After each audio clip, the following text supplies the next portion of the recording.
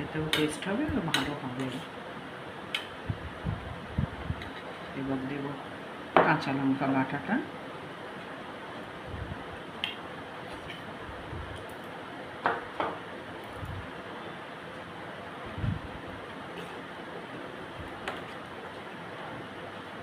কতগুলো চেরা কাঁচা লঙ্কা দিয়ে উপরে উপরে দিচ্ছি, নাহলে ভেতরে থাকবে আর গন্ধটা হবে না।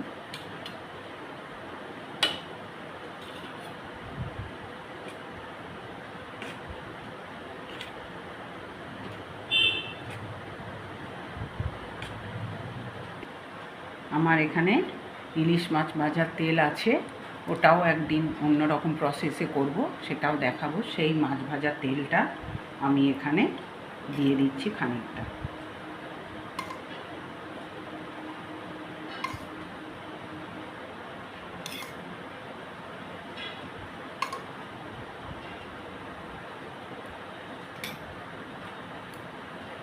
এরপর আমি এটা ওতে গরম জলের ভিতর বসাচ্ছি। আমি এবার এতে আন্দাজ মতো নুনটা দিলাম, আপনারা আপনাদের টেস্ট অনুযায়ী দেবেন।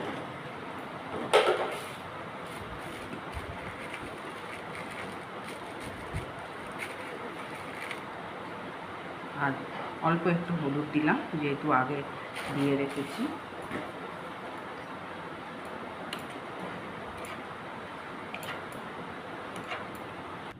এবার আমি কড়াতে গরম জল বসিয়ে রেখেছি, তার ভেতরে টিফিন বক্সটা দিয়ে ঢাকা দিয়ে আমি চাপা দিয়ে দিচ্ছি।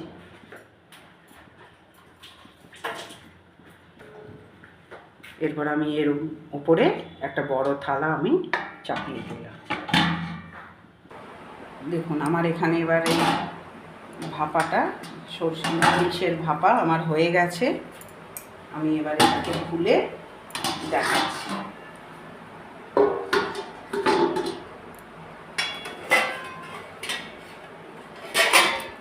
এই দেখুন, আমি ওখানে নিয়ে যাই, এটা গরম আছে, আমি আস্তে করে ঠান্ডা করি, তারপরে আপনাদের কাছে নিয়ে গিয়ে আমি দেখাচ্ছি। দেখুন আমার ইলিশ সর্ষের ভাপা আমার রেডি হয়ে গেছে।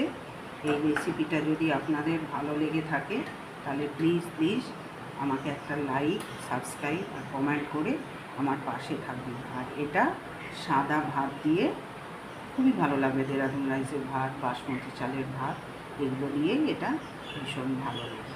নমস্কার, পাশে থাকবেন।